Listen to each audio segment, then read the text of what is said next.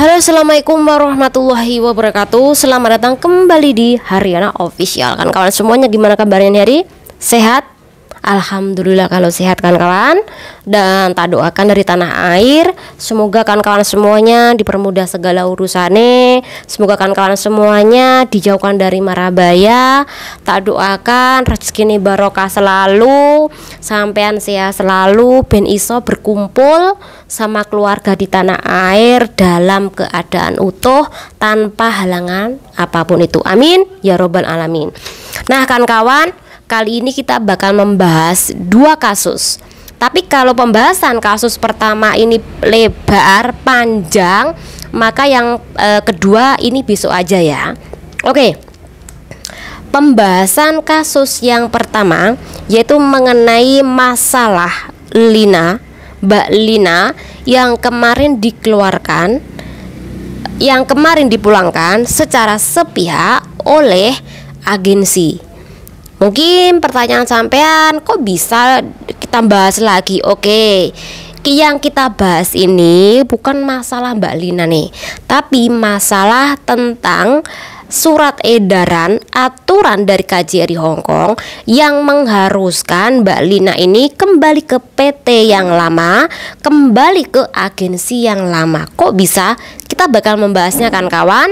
Semoga dengan pembahasan ini kawan-kawan bisa sedikit paham, bisa sedikit tahu kok kenapa dia kembali lagi prosesnya di agensi yang lama.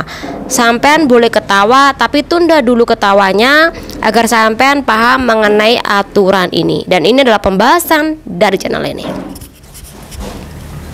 Oke, tahun 2021 sekitaran bulan Maret, KJRI Hongkong ini menjembatani kedua belah pihak antara para agensi dan juga para perwakilan dari PT.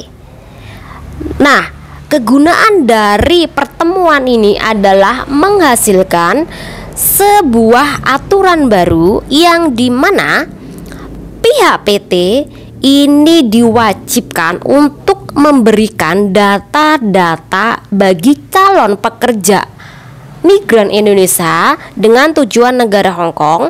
Semua data-data nih mbak-mbak calon ini loh harus dikirimkan kepada KJRI melalui komputer. Nah, ini disebut sebagai sistem online kan kawan. Nah, sistem online inilah dengan alasan KJRI ini bisa memantau mbak-mbak yang bekerja di negara Hongkong, bisa memantau tentang mereka kerja di mana, kemudian mereka ini di agensi mana, mereka ini di PT mana, ini agar mudah dipantau. Tetapi kenyataan atau fakta di lapangan, sistem online ini malah membuat calon pekerja migran itu sendiri terjebak di dalam sebuah kasus kan kawan, yang dimana kasus banyak dari anak baru tidak bisa pindah agensi, tidak bisa pindah PT jika agensi yang lama ini jahat, ketika PT yang lama ini jahat, menerapkan potongan yang besar, menerapkan biaya penempatan yang tinggi. Bahkan agensi yang tidak peduli, agensi yang jahat, mereka tidak bisa pindah agensi kecuali dia finish kontrak selama 2 tahun bekerja di negara Hongkong. Ini jeleknya sistem online-nya kan kawan. Kemudian di tahun yang sama tapi beda bulan, yaitu Oktober 2021, ini diperkuat lagi sebuah surat edaran yang disebut sebagai SE 2524, dan ini lebih mengatur para pekerja migran tadi. Jadi anak-anak baru yang bekerja di negara Hongkong itu lebih dipegang erat-erat kan kawan, agar mereka ini tidak bisa kemana-mana. Dan lagi-lagi ini dijembatani oleh KJRI Hongkong kan kawan waktu itu. Dan pertemuan ini antara perwakilan dari PT dan para agensi ini memberikan atau menghasilkan yang namanya SE, surat edaran tadi. Nah, isi dari SE itu diantaranya adalah pertama, dilarang menggunakan atau bekerja sama antara subagensi. Jadi anak-anakan dari subagensi ini tidak diperbolehkan bekerja sama dengan subagensi lainnya. Jadi kan ada nih di KJRI itu ada sebuah agensi besar. Nah, agensi besar ini tercantum juga di Departemen Tenaga Kerja Hong Kong. Karena dia mampu membayar sejumlah uang, karena dia ini memiliki tempat yang besar. Dan kemudian untuk prosesnya mencari majikan, prosesnya mencari CC, mereka kan harus mengeluarkan banyak uang nih kepada pemerintah Hong Kong. Nah, itu disebut sebagai agensi yang besar yang terdaftar di KJRI Hong Kong maupun terdaftar di Departemen Ketenagakerjaan Hong Kong. Nah, sub besar ini juga memiliki anak-anakan yang dimana melewat prosesnya ke situ kan kawan. Contoh agensi besar A ini memiliki anak buah A1, A2, A3, A4, A5. Nunut proses kan kawan. Nah, yang nunut proses inilah disebut sebagai subagensi, tidak diperbolehkan bekerja sama untuk membantu sampean-sampean. Jadi sampean itu kalaupun berada di subagensi itu tidak diperbolehkan membantu atau dibantu oleh subagensi lainnya. Ini yang pertama. Kemudian yang kedua, tidak diperbolehkan mengambil PMI atau pekerja migran Indonesia sebagai PRT tadi antara PT dan PT.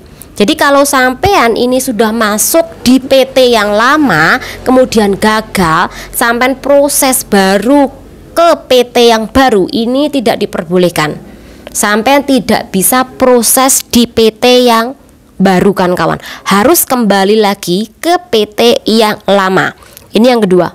Kemudian yang ketiga, tidak diperbolehkan mengambil pekerja migran Indonesia antara agensi dan agensi.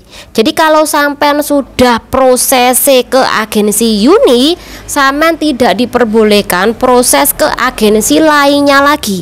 Ya sampean kalau gagal ya harus kembali ke agensi Miss Uni tadi.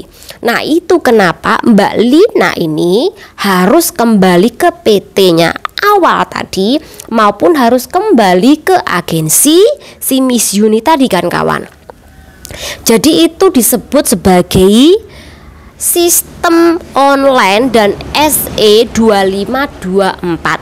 Sampai tidak diperbolehkan untuk pindah PT, untuk pindah agensi jika belum finish kontrak 2 tahun atau potongan atau habis potongan, belum diperbolehkan.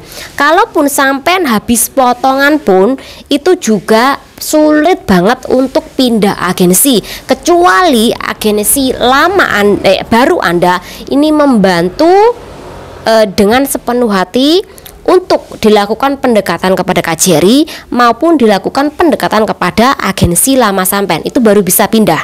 Jadi harus finish kontrak dulu sampean boleh dipindah ke agensi maupun boleh pindah ke PT yang baru kan kawan. Oke. Itu kenapa si Lina kembali lagi kepada si Miss Uni. Tetapi ingat, Miss Uni itu hanyalah sub agensi. Jadi dia hanyalah anak dari agensi besar.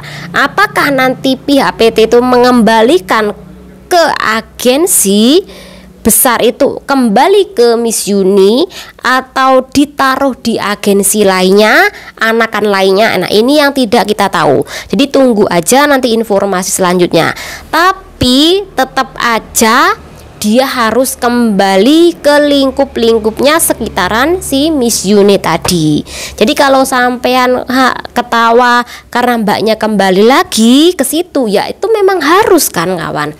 Harus kembali lagi kepada agensi atau PT yang memproseskan sejak awal. Nah, dulu juga ada pernah kasus seperti ini kan kawan. Dan itu lumayan banyak. Jadi ada kasus dulu Mbak Indonesia yang bekerja di negara Hong Kong. Ini sekitaran 3 bulan, kemudian majikan dia ini memutuskan kontrak kerja secara sepihak. Dia harus kembali ke agensi tersebut. Padahal awalnya agensi lama dia tidak mau membantu si Mbak E ini untuk proses cari majikan baru. Ini tidak mau kan kawan. Bahkan si agensi ini juga melakukan perampasan hak Mbak E yang diputus kontrak tadi. Jadi mbaknya itu dapat uang interminit, dapat gaji 1 bulan, dapat uang 100 perjalanan. Ini tidak dikasih kepada si Mbak E, tapi dirampas oleh agensi. Bahkan agensi ini mau memulangkan Mbak E karena tiketnya ini sudah dibelikan oleh majikan. Tapi mbaknya ini memiliki niat yang kuat untuk tetap bekerja di negara Hong Kong. Dia ini diantar oleh mbaknya yang sudah lama bekerja di negara Hong Kong untuk pindah ke agensi si mbaknya. Tetapi agensi si mbaknya pun juga tidak bisa membantu kan kawan, karena mbaknya ini terjerat sistem online sama SE 2524 tadi. Tapi mbaknya ini memohon-mohon agar dibantu. Ya ini si agensi barunya ini mencoba untuk komunikasi dengan si agensi lama. Dan di situ adanya sebuah kesepakatan boleh pindah agensi, tetapi mbaknya ini harus membayar denda berapa ribu gitu loh kepada agensi lama. Akhirnya Mbak E ini yang sudah lama bekerja di negara Hong Kong mau membantu adiknya tadi untuk pindah agensi dengan membayar denda tadi kan kawan. Nah, ketika dibayarkan denda kepada agensi lama, si adiknya ini bisa proses cari majikan lagi di agensi baru kan kawan. Yaitu akhirnya minta bantuan kepada KJRI, dan KJRI juga menyetujui apabila pihak dari agensi lama ini sudah sepakat. Nah, seperti ini loh kawan-kawan kasusnya. Jadi sulit sekali bagi Mbak Lina untuk proses di agensi yang baru. Dia harus tetap kembali ke agensi yang lama karena dia terjerat oleh sistem online dan SE 2524 kan kawan.